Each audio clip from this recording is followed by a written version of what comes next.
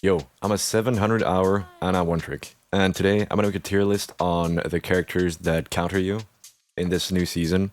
Because in this new update, there's like a lot of new perks or just new characters in general that have been added that completely like ruin your experience with Ana because the meta is so like dive oriented. So I thought I'd make a video about it and show you guys like how easy some characters are to counter as Ana and how hard like especially the newer characters like counter Ana based on my experience. Alright, so starting off strong with Bastion. Bastion can't really do anything to you except for his ultimate, which really, if you play like around corners and just are able to dodge the missiles or what artillery or whatever that he's shooting, you should be fine. So when you know he has his ultimate or just like he pops his ultimate, just make sure to like play around a corner, or if you can like a doorway, just try to bait his missiles and you should be fine. But like in turret form or just basic Bastion, he's pretty chunky, so you can sleep him if you like if you like keep your cooldowns. Like he's not that hard to counter like at all. Now Cassidy, aka McCree, basically he's kind of an easy target for Ana because he has such low mobility, and like his high noon, you can just he just stands there like, so it's really nothing too hard to counter, and he does not counter you, so it's going into the easy territory.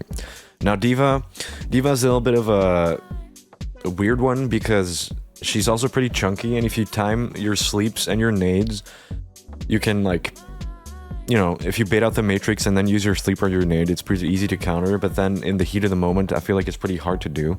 So I would say a Diva is not a complete easy, and she's not like a complete counter like either, but I would place her, it's alright if you know what you're doing. It's probably one of the hardest in that category of if it's alright if you know what you're doing, but it's not your biggest threat, I would say, if you would be like in a competitive match in like any other dive hero or whatever are also in that composition. You would probably be struggling more on the other characters and not Diva. So that's why I put her in it's alright if you know what you're doing.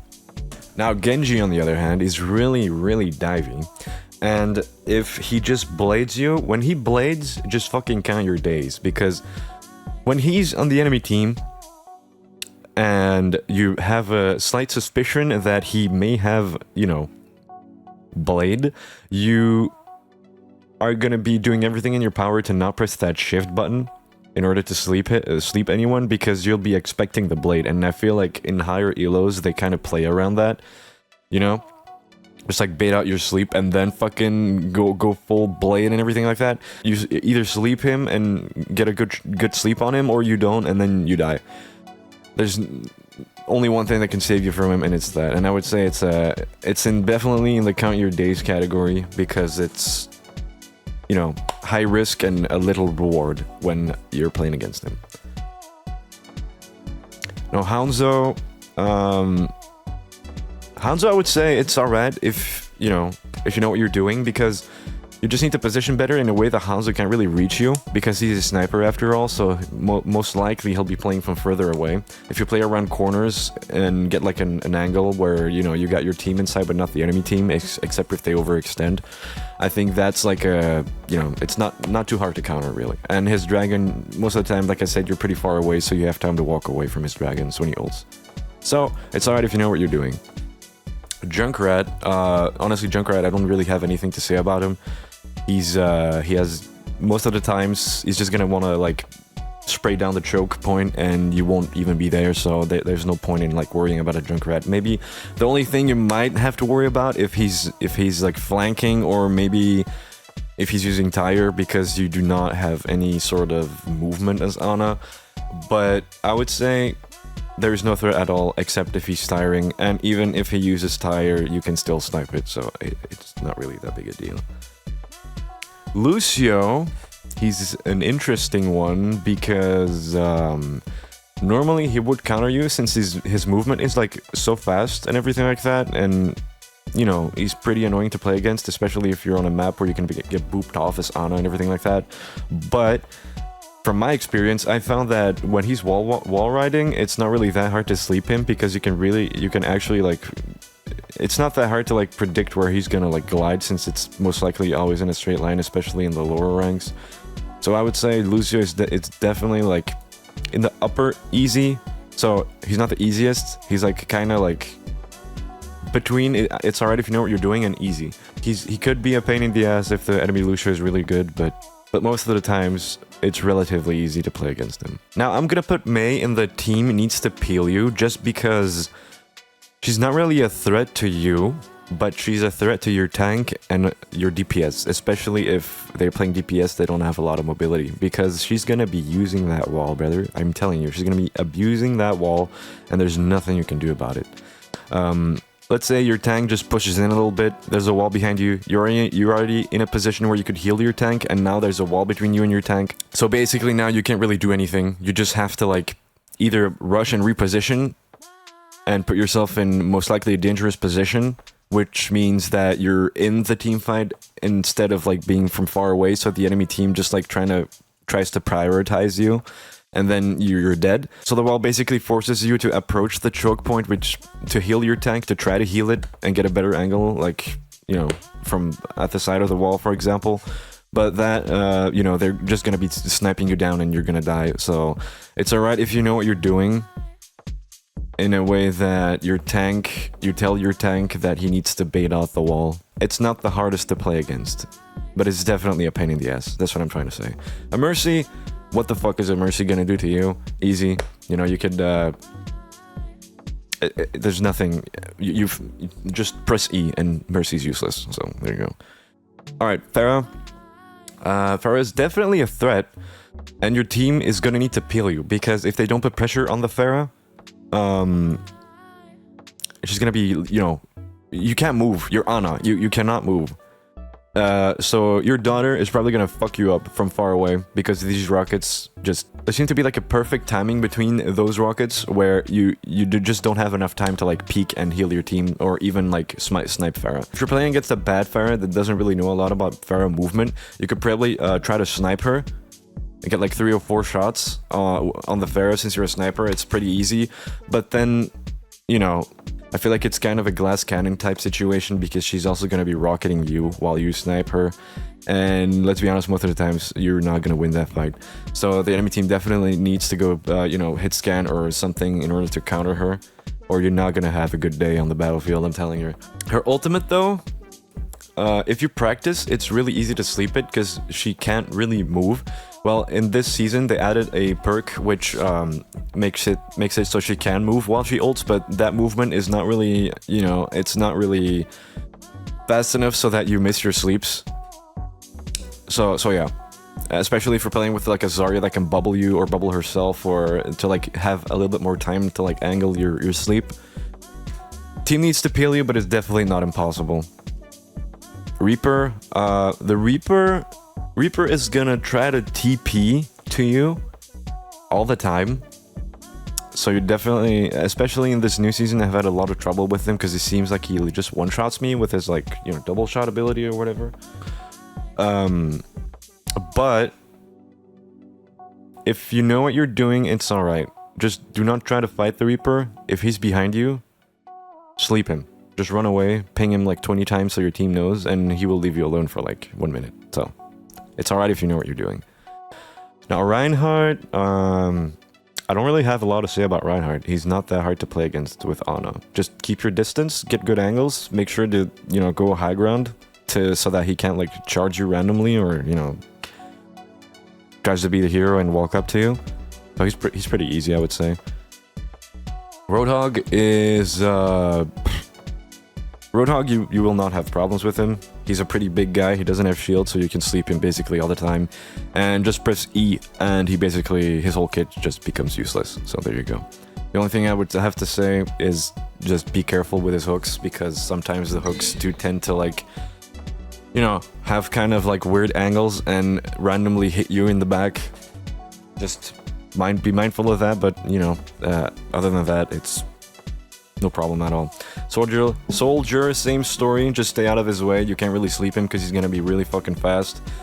However, when he ults, he almost is never gonna be running. So then I would say, you know, if you hear, "I've got you in my sights," then I would say just fling your sleep there and hope it hits. But if you generally stay on your Ana positioning, you should not have troubles with Soldier.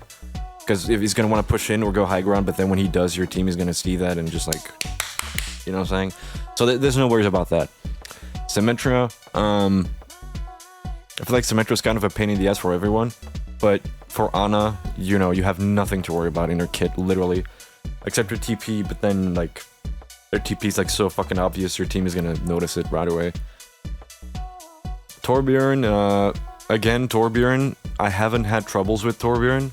Except maybe his left clicks, if he spams it in the choke and you have an unfortunate positioning, he might like dink you twice and then you're dead, like pure luck, out of pure luck.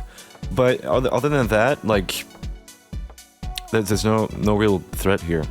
If you're like pushing an objective, let's say you're playing I forgot the name of the thing, I forgot the name of the game mode, but like the game mode where you have to like capture a point and it's best of 3 points. I would say if he has a turret on there and your team just rushes in and they don't see the turret, I would say just if you rush in with them and you don't have like a correct positioning, just look around for the turret and make sure you kill the turret first, so there's no like excessive health loss while they're pushing, and neutralizes like the pressure from behind them, if that makes sense. So I would say that's your job if you're playing against the Torb. There's not a lot of threat here. Now Tracer is probably one of your biggest hard counters. She's really difficult to hit a sleep on. She will always try to pulse you. Tracer's like one of these characters where you have to play Ana completely differently if they actually have a good Tracer on their team, because the Tracer's basically always going to be on you, all the time. So I would say, try not to waste your sleeps on a Tracer if she dives you. Just play near your, near the choke points. You'll be in more danger in a traditional sense, but you'll actually not be in more danger because the Tracer is not going to be able to do anything to you. Because you'll have like DPS and a tank to actually peel for you. So even though the team can peel for you, I would put it in Count Your Days because she's just such a difficult character to play against. So there you go. That's my opinion. I mean, you can be mad at me. I don't care. Widowmaker. In the metal ranks, a Widowmaker is usually not going to be a problem for you, because the way you like traditionally position yourself as an Ana means that you basically will never have line of sight with the Widow, so she can't like dink you. And also, do not 1v1 a Widow. Don't peek him. Just don't do it. Just run. Change your positioning to a place where you know she can't have the high ground on you, and you should be good. Now, the thing where it's different is above the metal ranks, the Widows are exceedingly good at finding positionings anywhere on any map to snipe you, because that's basically gonna be the first thing they try to do. Just pop your head open. So above metal ranks, you will definitely have to play a lot more safe with Ana, with a lot of like more creative angles. So there you go. Widow is alright if you know what you're doing. That's where I'm gonna put her. That's where she should be. There you go. Done and dusted. Winston. Winston is basically a hard counter to Ana, but if you know what you're doing, and if your team peels you, which are two very big variables, you know, or conditions, I should say, you can win, for sure. It's not that hard to see a Winston jump to you, because most of the times he's gonna be jumping really high, and you can just flick up and sleep, and since he's pretty big, you'll sleep him, and then if you're in voice chat, or you can tell your team to run him down quickly so that he doesn't get his jump back that fast. Or the other way you can counter Winston is by letting him jump on you, wait until he pulls his shield out, and then when he has his shield up, you just sleep him instantly, because he's gonna be trying to play around his shield. And you just be quick if Winston jumps on you. That's the only thing I have to say. Be quick. You either sleep him in the air, that's more risky because you're gonna, you know, because you may miss because he's in the air, you know, trajectories and all that.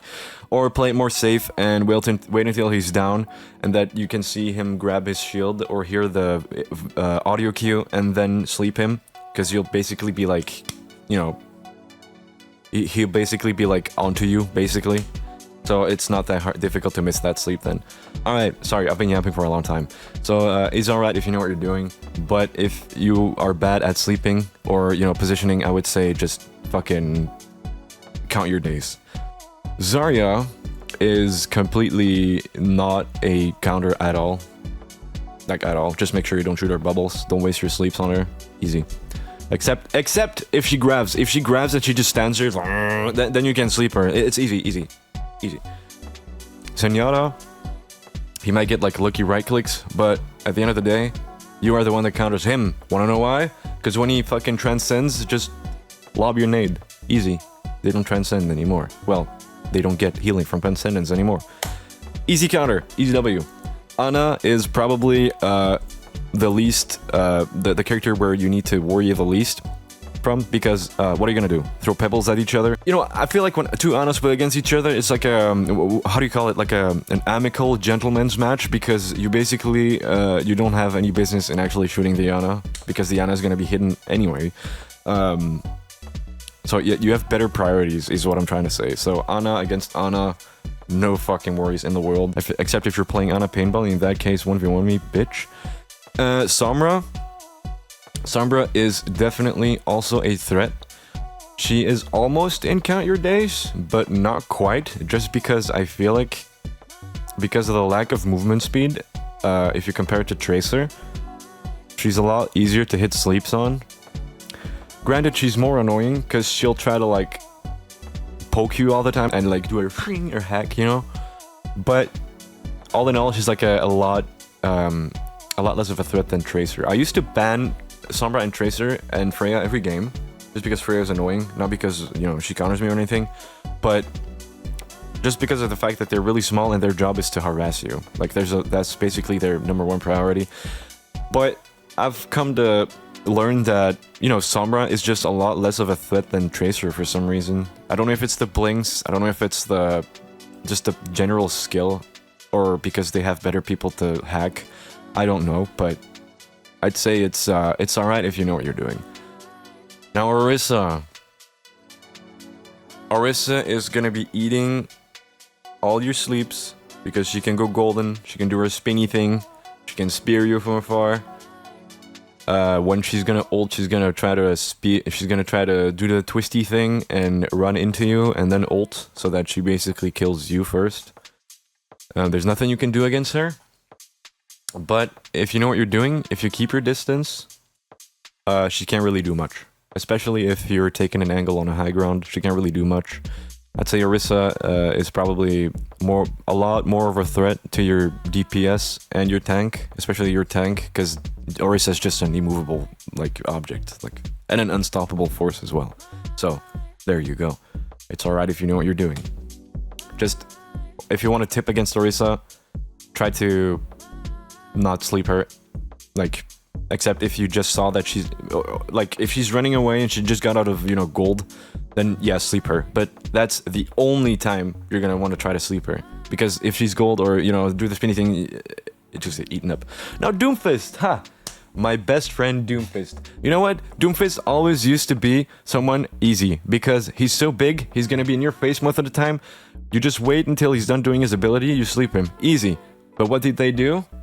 They gave him a perk that basically completely makes Ana useless against him. Now when he blocks, sleeping him doesn't do anything. So, count your fucking days. I always ban Doom. Always. Mora's pretty annoying. Yeah, that's it. Mora's pretty annoying. Brigitte, she has a shield, and she has a lot of movement speed, and she fucking fucks you up. So if they're playing Brigitte, I would ask your teammate to watch out for you, because they definitely need to peel for you, but it's not, you know, that dramatic, is what I would say. Like, she's not, at least in my lobbies, in my experience, I haven't had really like a lot of trouble with Brigitte, because like I said, she's gonna be a frontline, and she's not really the type to go to the, you know, the supports. at least in my games. So team needs to peel you, but it's totally fine. Like, the pressure is kind of on the lower side of team needs to peel you. Ball. Ball is also very, very annoying because it seems like it's always make or break. People that play him either play him really well or really shit. If they're playing him really well, there's I mean, the team needs to peel you for sure, or you're gonna have a lot of trouble. But how can I say this? But the one thing that makes him like not that much of a threat, that like kind of neutralizes his threat, is, you know, when he slams, if you pay attention, it's like really easy to, like, you know, predict where he's gonna land when he slams. So then you just, when you hear him slam, you look up where he is, then you look straight down, sleep. When he slams down, your sleep should intercept with him, and he slept, and then he'll leave you alone for a few minutes. So, or for, you know, a few seconds. I don't know. It's you're gonna be wasting your sleeps a lot on him, but he's not that big of a deal. He's not that big of a deal. I'll tell you right now. Like, of course, if you play like a more mobile support like Kiriko or Moira, he's literally gonna be like zero threat to you at all. But then he's just gonna move on to your DPS. So just hit your sleeps when he slams, and you should be good. Ashe is not really that big of a threat. Again, if you position correctly, you can even snipe her and win, you know. Only thing I would say to look out for is her dynamite, because she can throw that very far away, and then if your healer doesn't heal you, you're very low HP, and that's dangerous and all that. But I would say, where is she? Oh, there. I would say it's pretty easy. Pretty easy. So now Baptiste. Baptiste, what can he do? Baptiste is actually a really good duo if you're gonna play Ana. But in terms of countering, he's not a big deal at all. Like, at all. You do not need to worry about him. There's nothing about him that really makes you... That really should make you scared of playing against him.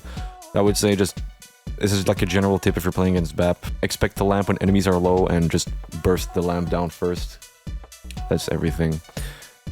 Sigma, funnily enough, Sigma is also like... I mean, he's got shields and he can eat your darts, but he's pretty alright. Like, your job is not to go against him face to face. Your job is to stay far away. So he can't really do much, except if he hits a lucky rock. What the fuck? A lucky rock. But that doesn't really happen often, so I would say he could be a problem, but he's still easy. Echo. Echo's a flying character that moves really fast. She has 3 different damaging abilities. She's always going to be on your ass. Sleeping her is very difficult, so if you're playing against Echo, count your days. Just pray that she doesn't notice you. Yeah. That's all I have to say, really, on Echo. She's really annoying. She's just annoying as fuck. Because even sniping her is difficult, because she's moving a lot, you know? So just forget about her. If you play against her, just count your days. Just fucking stay, like, close to your team. That's all I have to say. Sojourn. Only thing that's weird only thing that's bothering is when she ults or right click, it's basically like a sniper shot. But if you're there, or whatever she says, just hide. Hide. Easy. Junker Queen. I would say Junker Queen's alright if you know what you're doing, because she's really like a really aggressive tank that can throw her knife and hook you back and then E and then bring, and then you're basically dead. But that doesn't really happen a lot if your team is putting up good pressure, and if they're actually making enough pressure so that she gets discouraged from, you know, getting to you. I wouldn't say Junker Queen is such a problem. Like I said, with Ana, you need to be far away. You need to be preferably on high ground. If you're fulfilling one of these 2 things, you should be fine. If you fulfilled both of them, then it's even better. Then you're basically, you know, good.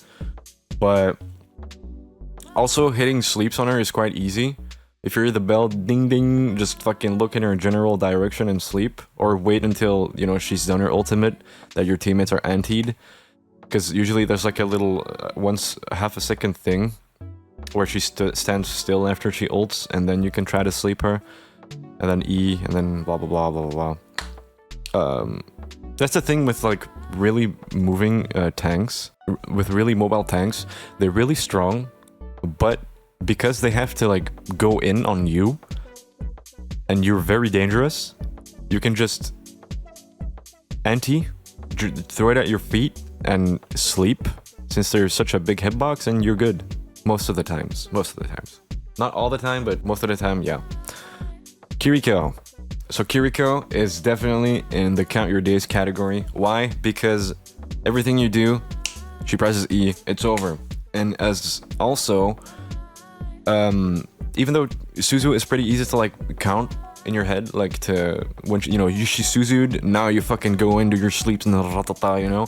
But the thing that also makes it much of a counter to Ana is she's really, really mobile, probably one of the most mobile supports in the game. She can just easily climb a wall or climb your high ground and try to snipe you. And then you have to pray that you hit your sleep if you haven't, used it already. If you just anti-hero, she's just gonna Suzu. She's really, really, really hard to play against if she's good. So in the metal ranks, I wouldn't worry too much about Kiriko, except for her Suzu, so I would still ban her just for that reason. But if you can ban her and she's playing on the enemy team, I would just... It's not worth switching off in middle ranks. On ranks above metal, they're most likely going to pick Kiriko to counter you if you're a big threat, if you hit your nades in your sleeps. So be mindful of that, okay? Metal ranks, don't switch off Ana. Above metal ranks, definitely switch off Ana and pick something more, divey, is what I would say. Okay, now, Ramatra. He's not a threat at all. Not at all. Just keep your distance, once again. If he runs at you with his ultimate, just fucking shift, sleep him, and he's done. Basically, nothing you can do. Lifeweaver, I mean, who's really threatened by Lifeweaver here? Brothers, like, literally shooting pebbles. Fucking P-gun, P-shooter, Not a threat at all. However, he has a cleanse now. Which, I don't understand why, but he has a cleanse now, so you might be a little bit annoyed by that, but whatever. It's just a fucking one-person cleanse, who cares? Illari is team needs to peel you, because she's gonna ult, and you are going to be her first priority when she ults. As well as, it's quite difficult to sleep her in the air. She's kind of like a high, one of those supports that are like really high DPS, sorry. So, yeah, just for that simple reason, the team needs to peel you. If, you hear the sunrise, you just have to get the fuck out, go inside of her room, whatever. Do anything to help yourself, and try to sleep her. First, try to sleep her, of course, when you hear... Just fucking try to sleep her. If it doesn't work, hide. Easy. It's currently raining. Malga's easy to counter. He has the biggest hitbox in the game. You can't fucking miss him. Malgas are usually not gonna play Malga if you're playing Ana, just because of that simple reason. Like, that's all. And you basically neutralize one of his abilities, his healing ability actually, by throwing your nade, which are not difficult to hit on him. Venture. Count your days. Venture has a really stupid combo that kills Ana in like less than a second, where she resurfaces. She dives you, and you're dead. Easy. Although when she resurfaces, it's quite easy to, sleep her. She's still gonna be a huge issue to you, because her cooldowns are just way shorter than yours, and her pressure is just completely and utterly insane against Ana. So, Juno. Juno is not a threat at all. She has nothing in her kit that makes her counter you, per se. No, it's all good. Juno's like...